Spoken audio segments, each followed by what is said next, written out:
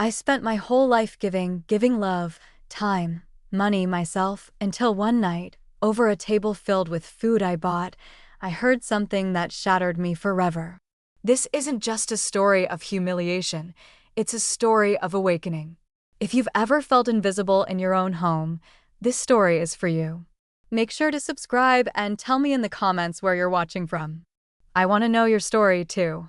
I still remember the clink of crystal glasses, the low hum of jazz music floating through the house I paid for, the smell of the roast chicken I had seasoned that morning, slow cooking while I ran errands for a dinner I wasn't even supposed to be part of. But I was there because Olivia had forgotten to tell me her parents were coming over again and the house needed to look perfect again. I should have known better than to stay. I should have known what was coming the moment her mother looked at me with those half-curious, half-condescending eyes and asked, "And you are?" Olivia didn't miss a beat.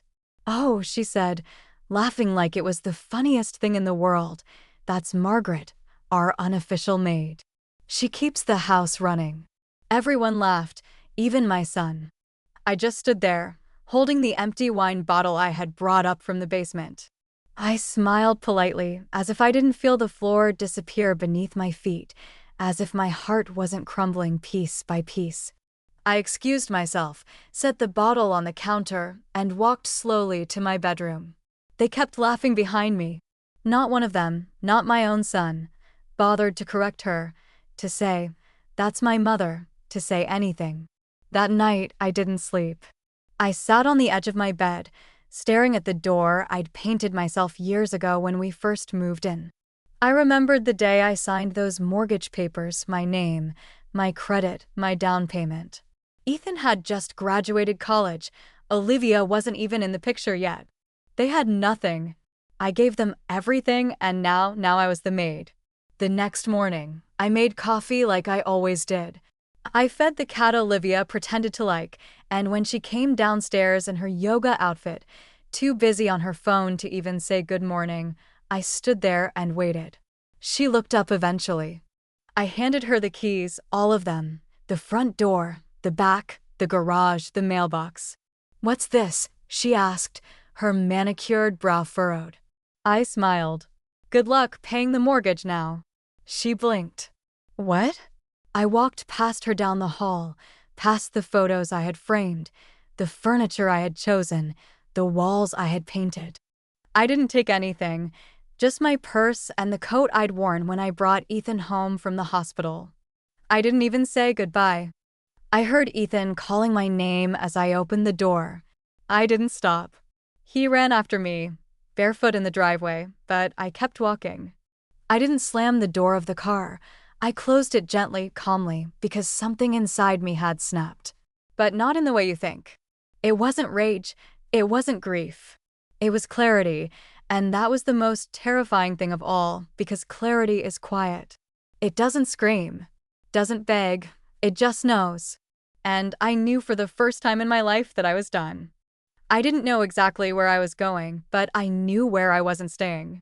The last thing I saw in my rearview mirror was Ethan standing in the driveway, stunned.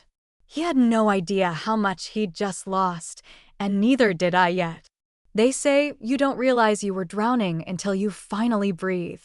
That first night in the small apartment left to me by my great Aunt Ruth, it wasn't freedom, not yet. It was silence, thick echoing silence that settled over everything like dust. The apartment smelled like time.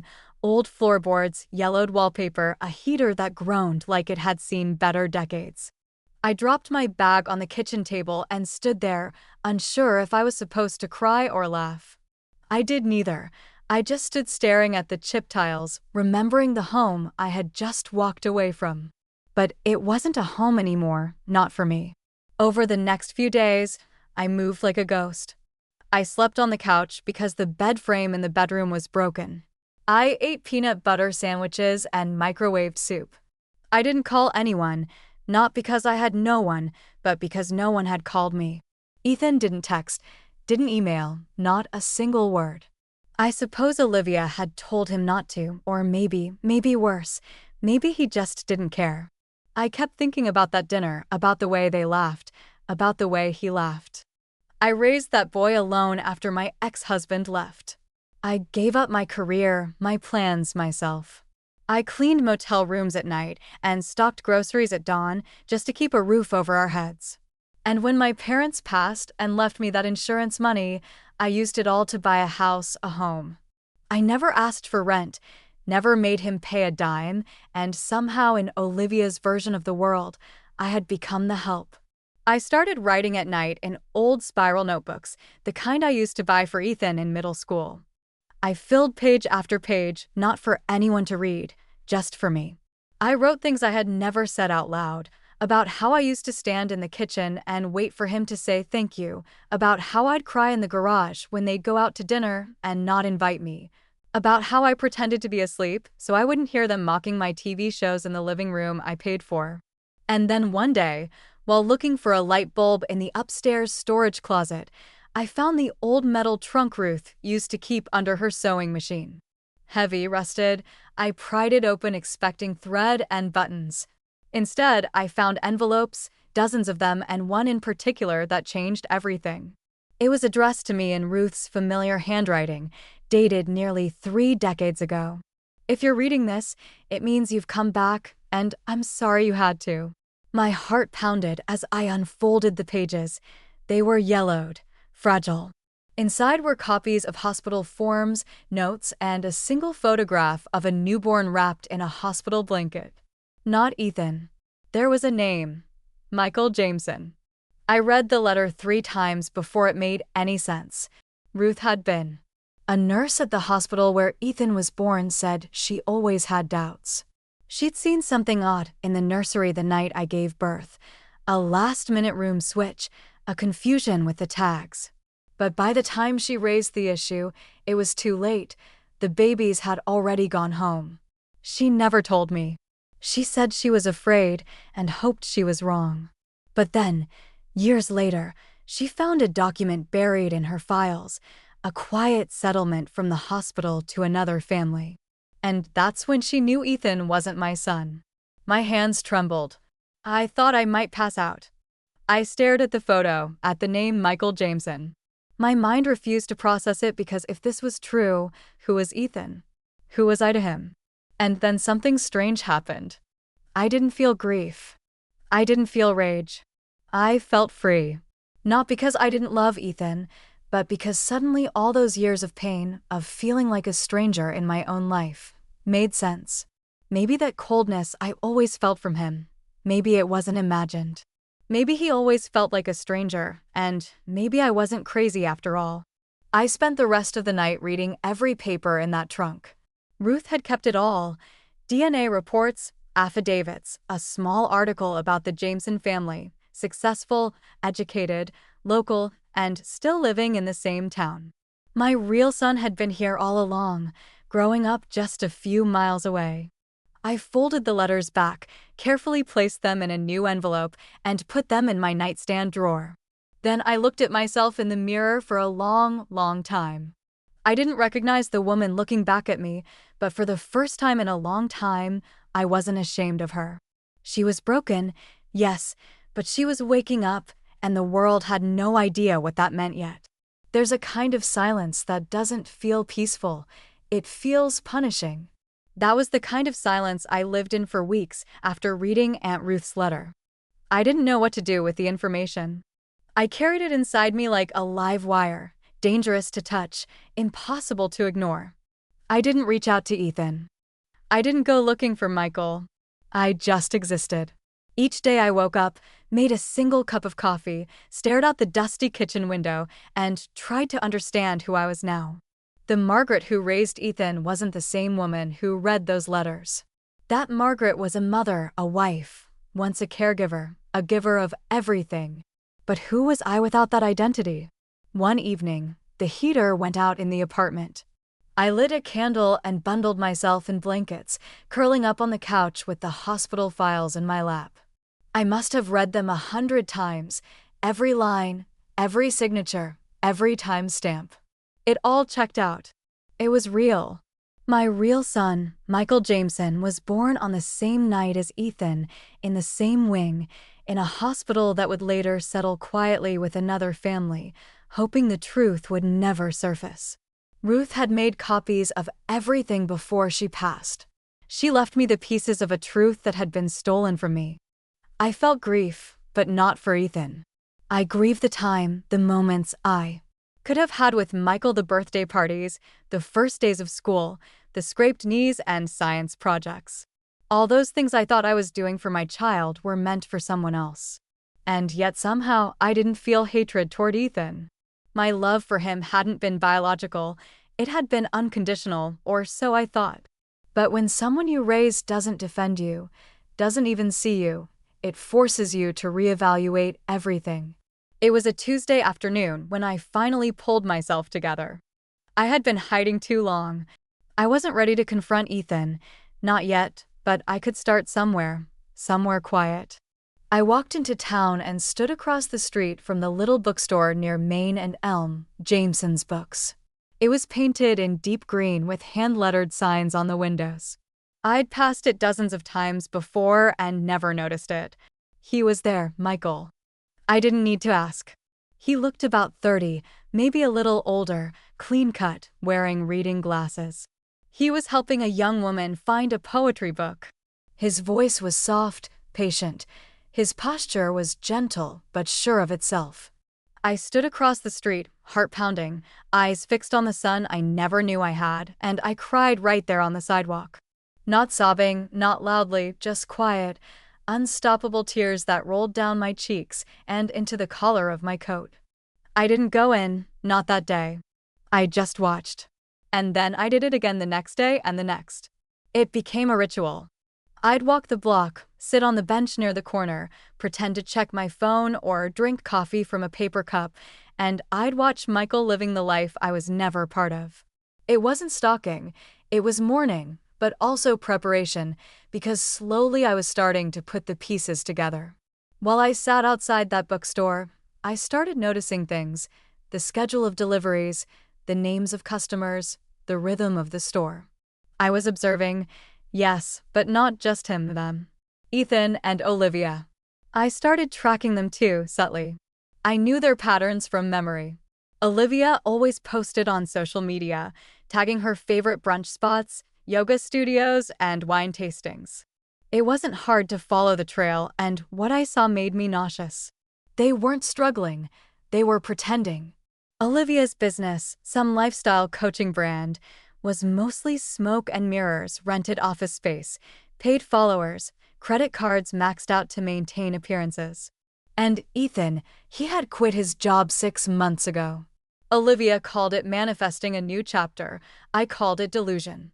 They were building a house of cards, and they had no idea the wind was coming. I didn't tell anyone what I had discovered, not yet.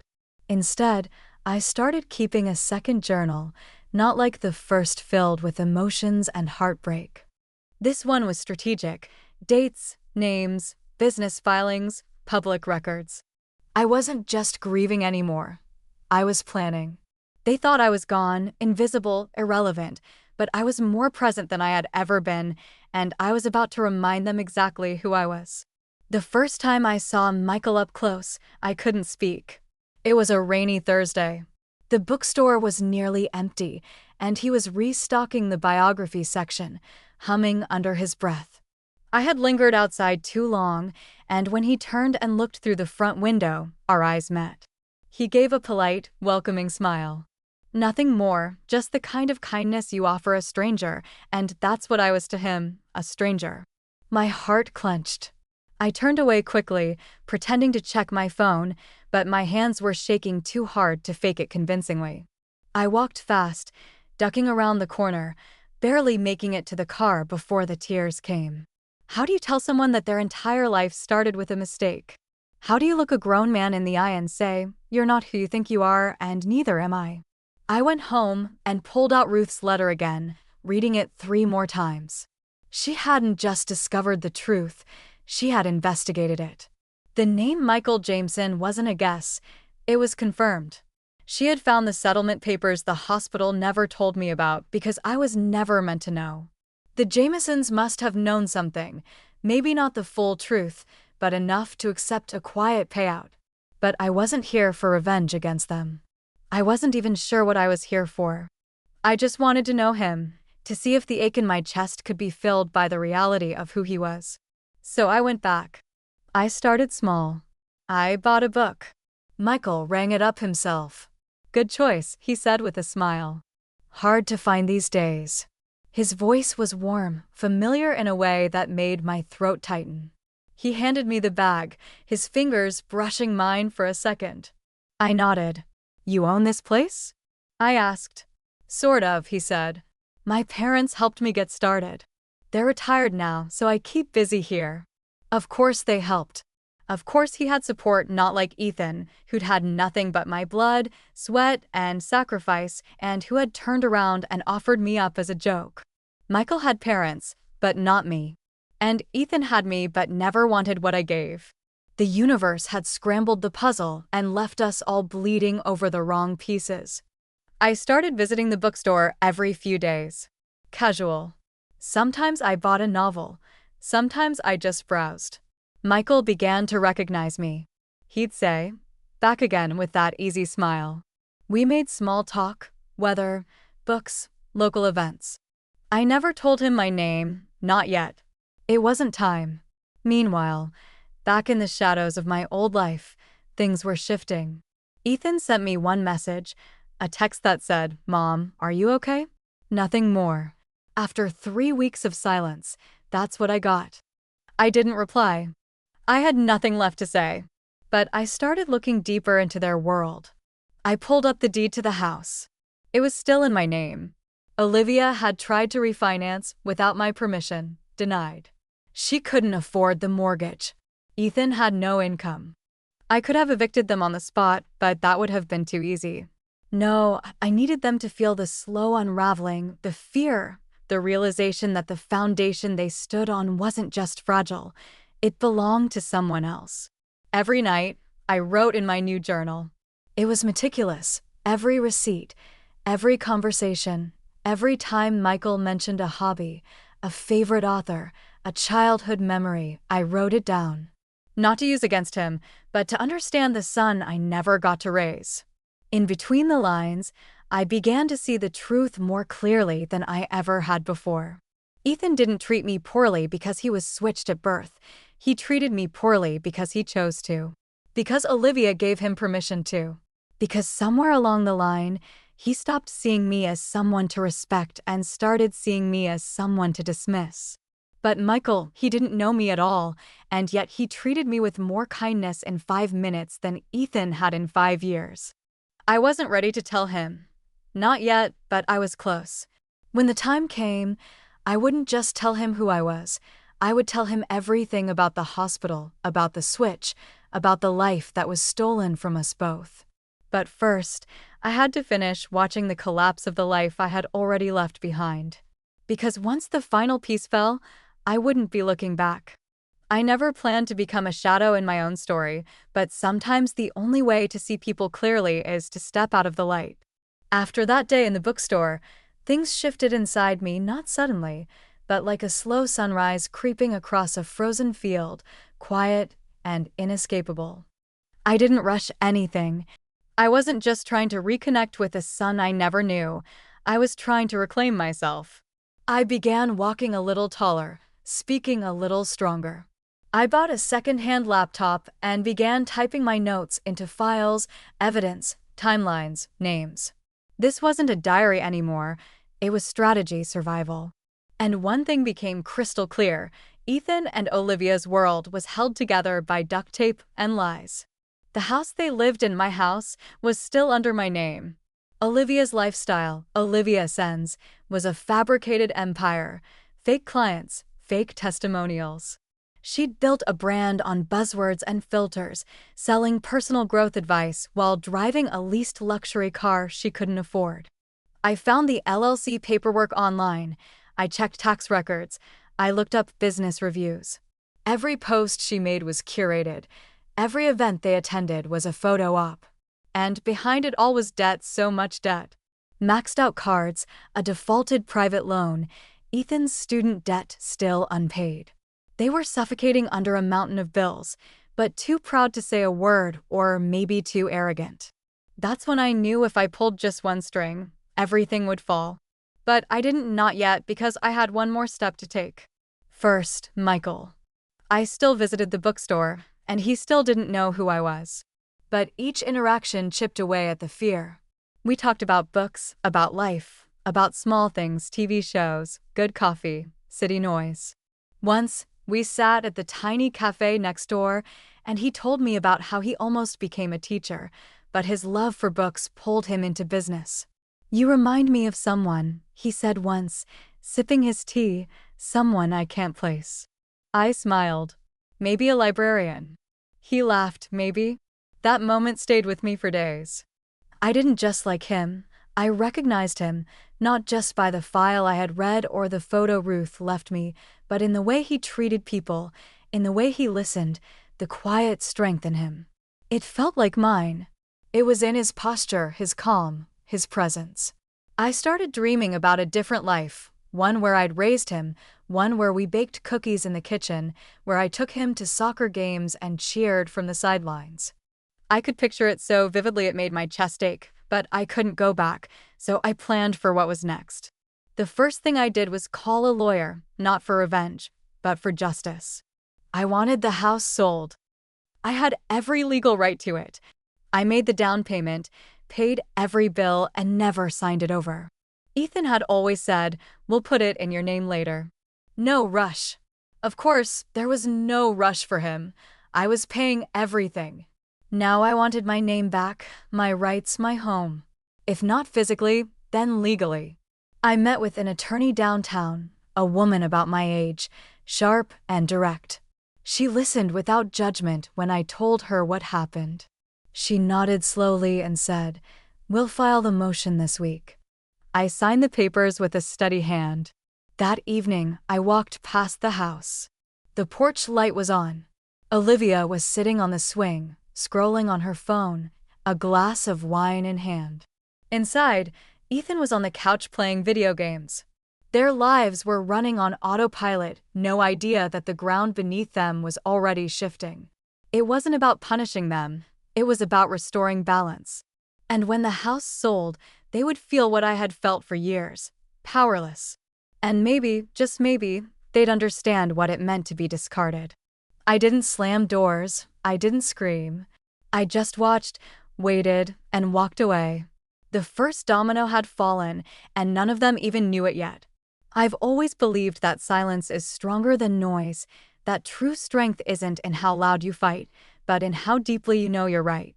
The day the official notice went out to Ethan and Olivia, I was sitting at a cafe near the courthouse, stirring honey into my tea with a calm I hadn't felt in years. My lawyer said they'd receive it by a.m. sharp.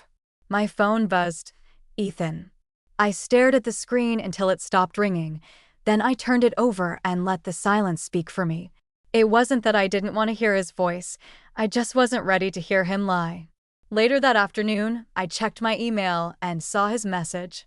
It wasn't long, just, "Mom, what are you doing? Please call me." Olivia is freaking out. Of course she was. The mortgage was due, and now they couldn't refinance because the person they thought was too weak to matter was the one holding the deed, and they never saw it coming. A week later, I got another call, Olivia. This time I didn't answer her either. She left a voicemail, her tone tight, barely controlled. "Margaret, we really need to talk. This is all just, it's a misunderstanding. Ethan says you're going through something, and we're here to support you, but you're putting our lives at risk, and that's not fair." I listened twice. She called the house hers, and my silence became sharper, more deliberate. They didn't understand yet, but they would. 2 days later, Ethan showed up at my apartment. I saw him through the peephole before he even knocked, hair uncombed, dark circles under his eyes, a man unraveling. I didn't open the door. He stood there for a long time, knocked once, then again, then said, "Mom, please don't do this."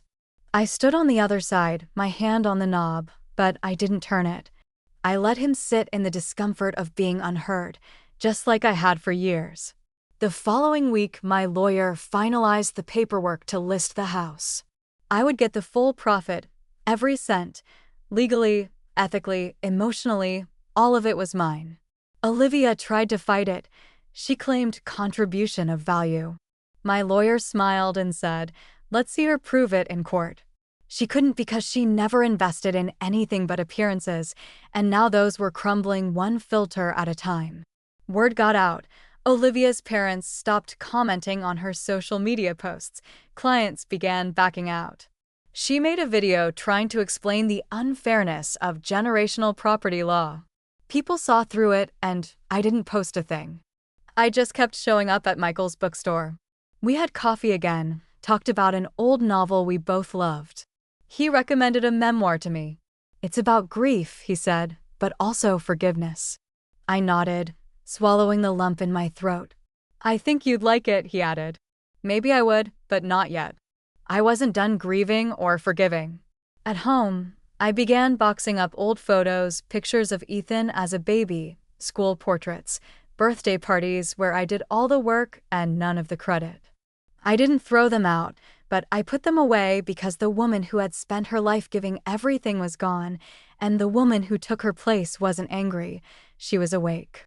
The papers were signed, the house was going on the market, and somewhere inside that green bookstore across town, my real son laughed at something a customer said, completely unaware that his life was about to change too, but in the best way.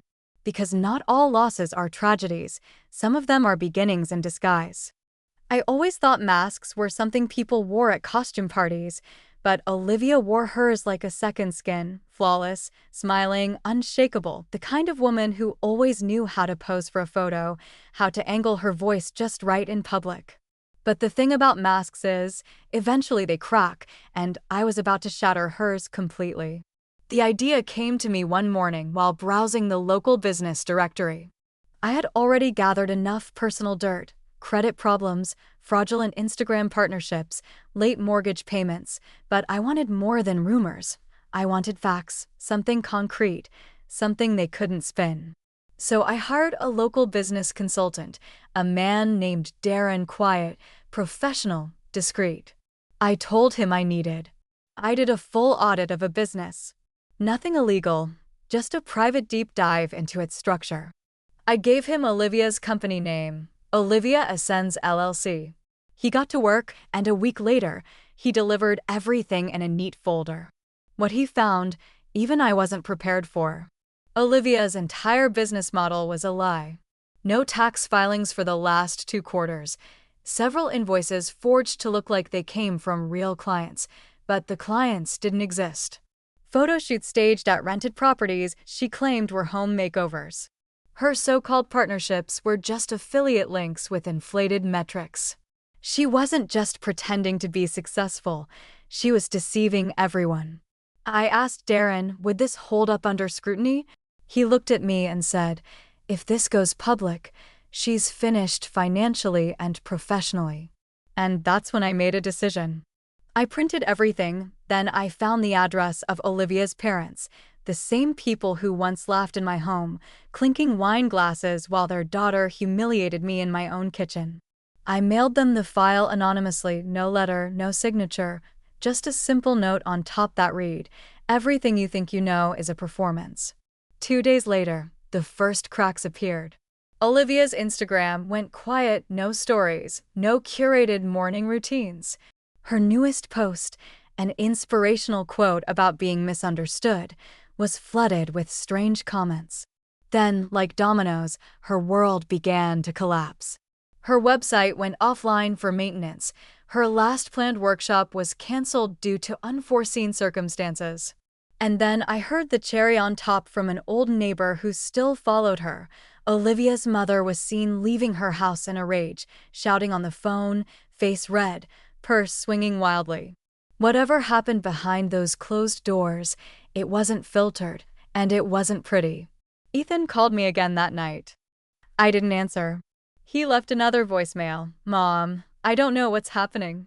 Olivia's parents aren't speaking to us. Someone sent them stuff, documents. They think we forged them.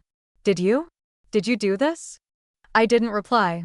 He was finally seeing her for who she really was, and himself too. He had spent years defending a woman who destroyed everything in her path, starting with me. Let him feel it. Let him sit in it. That night, I walked to the bookstore again. Michael was closing up. He waved when he saw me. Back again, he said, unlocking the door to let me in. You should just work here at this point. I smiled. Maybe I should. We sat on the floor, surrounded by stacked paperbacks. He was cataloging a new shipment. I helped without being asked. Why do you come here? He asked, not unkindly. The question caught me off guard. I looked at him.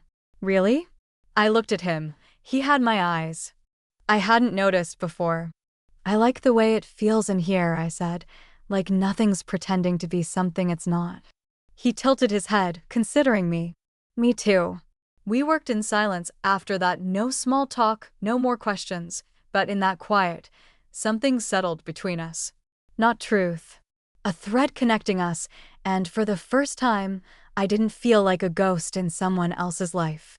I felt seen. The woman who once stood invisible in her own kitchen was gone. In her place stood someone they never expected, someone they never should have underestimated. I used to think heartbreak came in one big blow, like a car crash or a door slamming shut, but it's not like that. Not always. Sometimes it comes slowly, like water leaking through a roof, drip by drip, until one day the whole ceiling collapses. And Ethan, he was finally standing under the flood. The news had reached him by then. The house was officially listed. The mask Olivia wore had crumbled, her business exposed, her reputation unraveling. And with nowhere else to point the blame, Ethan did what he always did. He came running to me. I heard the knock before I saw him. It was a quiet afternoon. I was just finishing a cup of tea when the sound echoed through the apartment, 3 soft raps, hesitant, like the knock of someone who didn't know if he'd be welcomed or slammed. I opened the door slowly. He looked like he hadn't slept in days, unshaven, thinner than I remembered, shirt wrinkled like he pulled it off the floor. "Mom," he said, voice cracked, "can I come in?" I didn't answer, just stepped aside. He walked in and stood in the middle of the room like he didn't know what to do with his body. For a long time, neither of us spoke. Finally, he broke the silence. "Why are you doing this?" he asked. "To us." I almost laughed. Us, as if there had been an us in years. I sat down in the armchair across from him, calm and composed. "I'm not doing anything to you, Ethan. I'm doing something for me." His jaw clenched. "You're selling the house, my house. I grew up there and you gave it away," I said, my voice low. "You let your wife turn me into your maid. You watched it happen. You laughed. You never even apologized." He didn't deny it, just looked at the floor. "I thought you were just being dramatic," he mumbled. "I didn't know it hurt you like that." I stared at him. "That's the problem, Ethan. You never bothered to know what hurt me. You just assumed I'd always be there, cleaning up after you, paying your bills, nodding along while you let that woman chip away at who I was." He flinched. "Olivia's not who I thought she was." "That's not news to me," I replied. He finally looked up at me. His eyes were glassy now. "I lost everything." I didn't blink.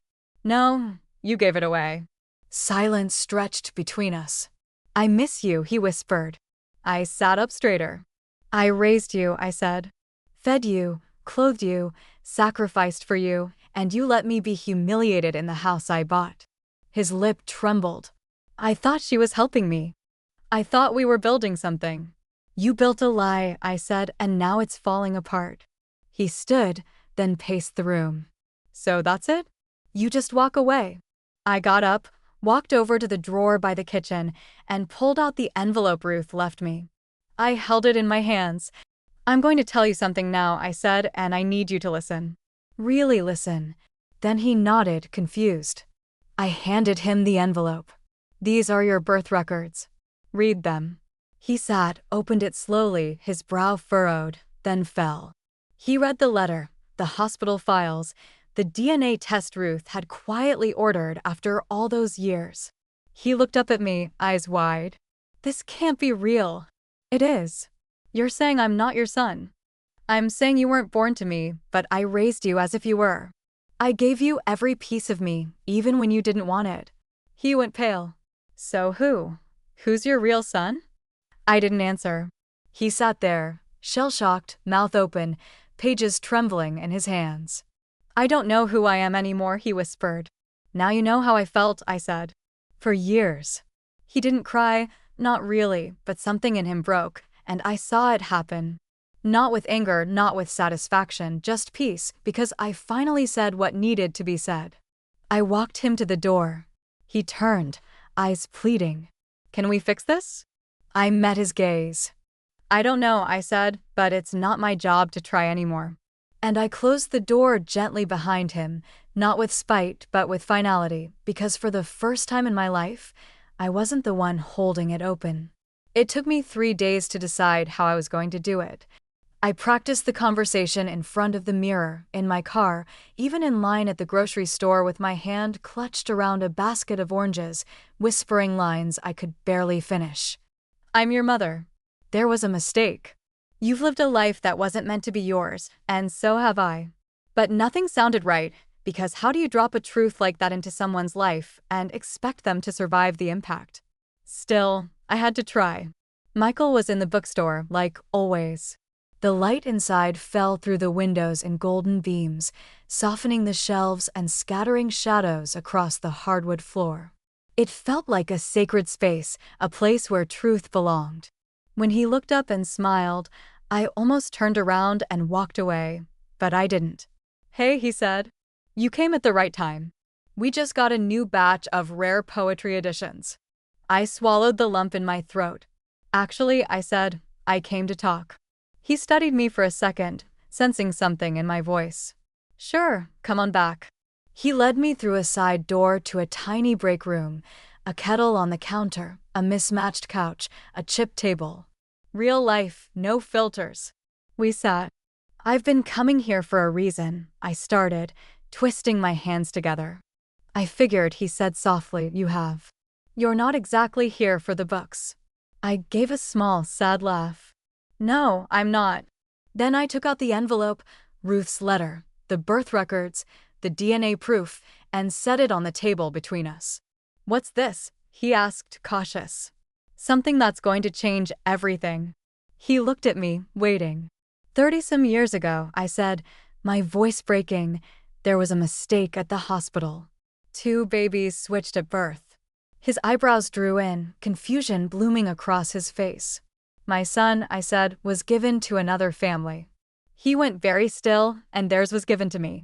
He didn't say anything for a long moment. I raised him. I continued. I loved him with everything I had, but he didn't love me back, not really. His eyes searched mine, slowly connecting pieces I wasn't saying aloud. You think I know you are. He looked down at the envelope, picked it up with trembling hands. Inside were the documents, the timeline, the explanation, Ruth's letter with her quiet confession. He read in silence, every second stretched into forever. When he finished, he didn't look at me right away, just set the papers down, his fingers still resting on the edges like he needed to hold on to something.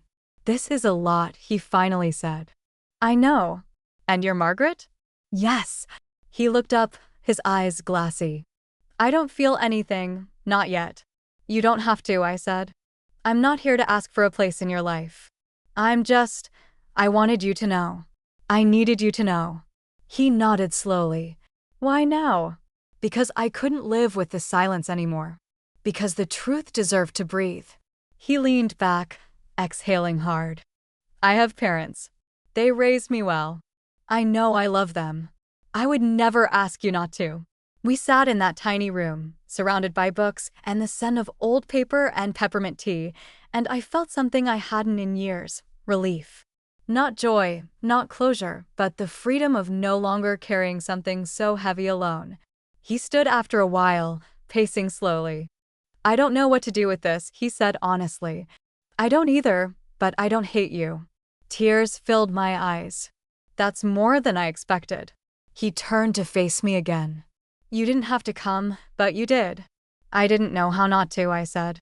He nodded again, a quiet understanding settling between us. "Can we take it slow?" he asked. "I don't want to make this something it's not. I wouldn't ask for anything else." He gave me a faint, fragile smile. "You want to stay for tea?" I smiled back. "I'd love to." We didn't talk about the files again that afternoon. We talked about books and weather and how he hated the sound of wind chimes but loved the rain.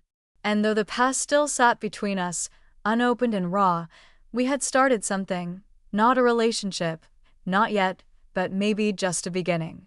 By the time autumn rolled in, the leaves weren't the only things changing. The house sold faster than expected. I got the full asking price, more than I imagined. Ethan and Olivia had to vacate within 30 days, no extensions, no renegotiations. I didn't evict them out of anger. I evicted them out of necessity because that house had been my prison for too long. Watching them pack up their curated life, box by box, knowing every pillow, plant, and designer trinket had been bought on borrowed time, it felt like watching a theater set being dismantled. The play was over, the illusion gone. The day the moving truck came, I drove past.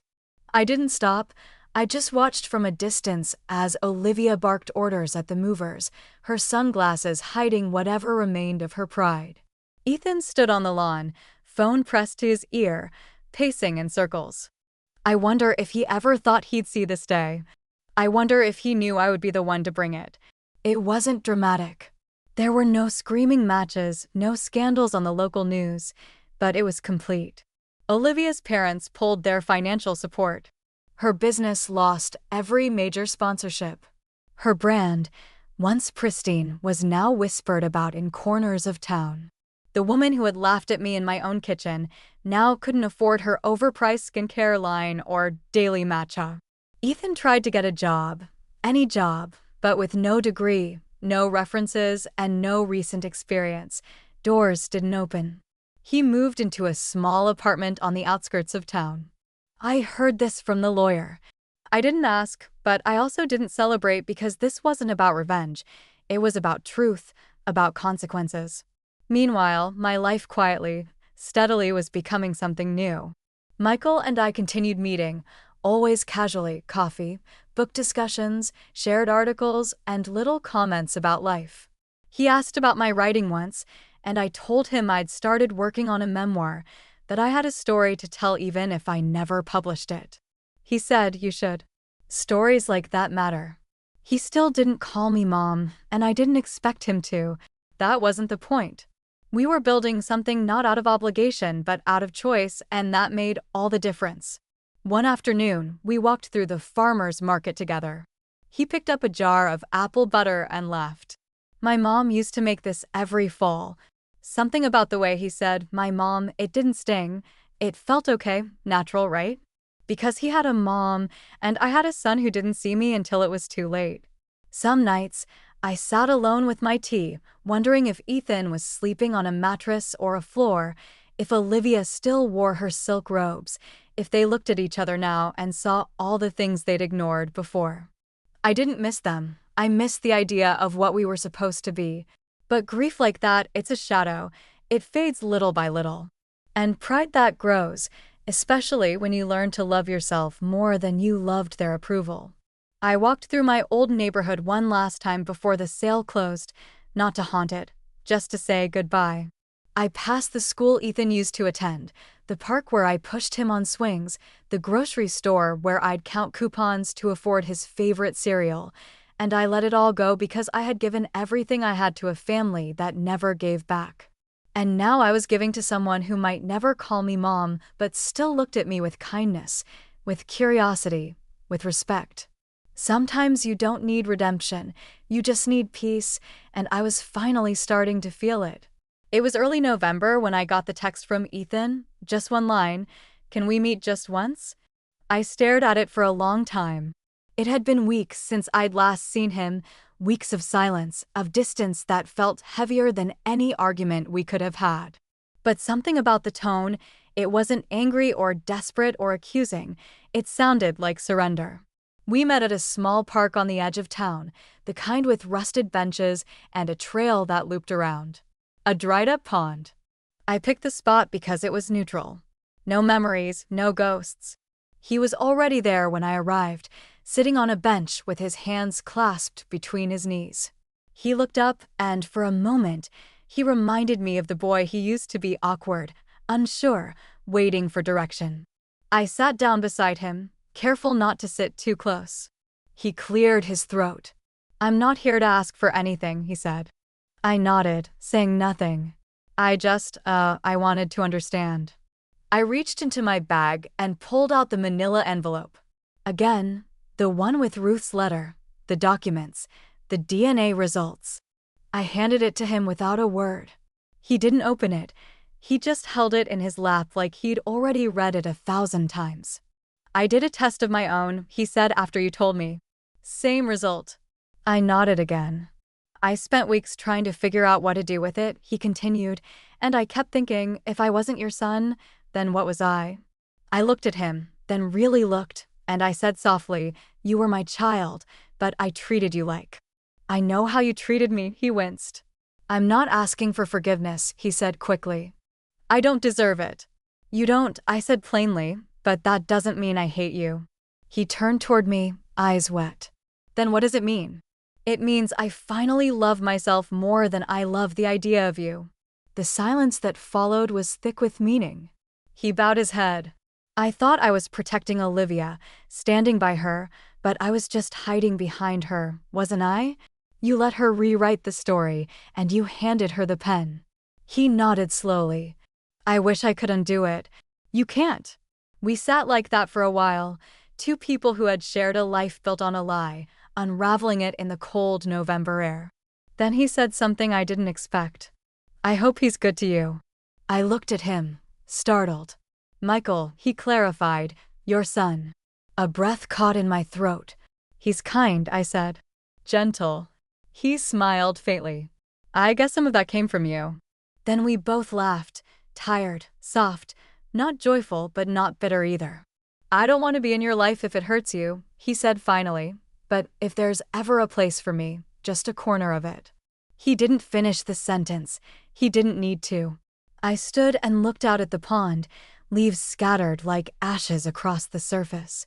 "I'll think about it," I said. He nodded. "That's more than I hoped for." As I turned to leave, I placed my hand on his shoulder for just a second, and that was it, the final moment. Not closure, but understanding. And that, I realized, was enough because I didn't need to fix him anymore. I didn't need to be fixed either. I just needed to be free, and I was. I really, truly was. I always thought the word freedom sounded too big, too lofty, like something reserved for speeches and parades, not something someone like me could actually live. But when I turned the key on the front door of Michael's bookstore that morning, I finally understood what it meant. He had called me the night before, said he had something to show me. His voice was casual, but there was a weight to it, something simmering beneath. I walked in and saw him standing by the back wall where a new wooden sign had been hung above an arched doorway. The sign read, "The next chapter." I smiled. "What's this?" He handed me a single brass key, small, simple, polished. "It's a new section I'm opening, a cozy reading space, coffee corner, community talks." I wanted it to feel like more than just a store. I wanted it to feel like belonging. I turned the key over in my hand. "You want me to open it?" He looked at me serious now. "I want you to have it." I stared at him. He continued, his voice soft, "You gave someone your whole life. They treated you like furniture, like background. But I see you. I don't need you to prove anything to me. You've done enough." Tears welled in my eyes. I blinked them back. "You don't have to do this," I whispered. "I know," he said, "but I want to." I walked toward the door under the sign and slid the key into the lock. It turned smoothly inside. Warm light filtered through tall windows. Shelves lined the walls, already half-stocked with classics and memoirs. A rug in the center, a worn armchair, a small table with a tea set. It felt like a room from a dream I'd forgotten I had. I turned around, completely undone. "Michael," he smiled. "Consider it yours for however long you want it." I walked into the center of the room and stood still, breathing it in the scent of new wood, paper, and possibility. That night, I sat in the apartment one last time, the old notebook on my lap, the last page still blank. I wrote, I was a woman who gave until I vanished.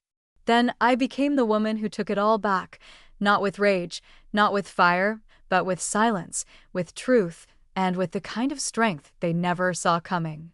The next day, I finalized the donation.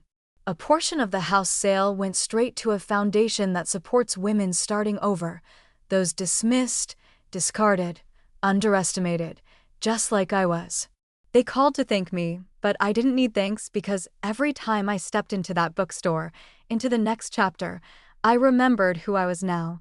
Not Ethan's mother, not Olivia's maid, but Margaret Walker, woman, survivor, author of her own ending. I never needed permission to start again, just a key. And now I had it in my hand, and this time it didn't open someone else's door. It opened mine. Thanks for listening. Don't forget to subscribe and feel free to share your story in the comments. Your voice matters.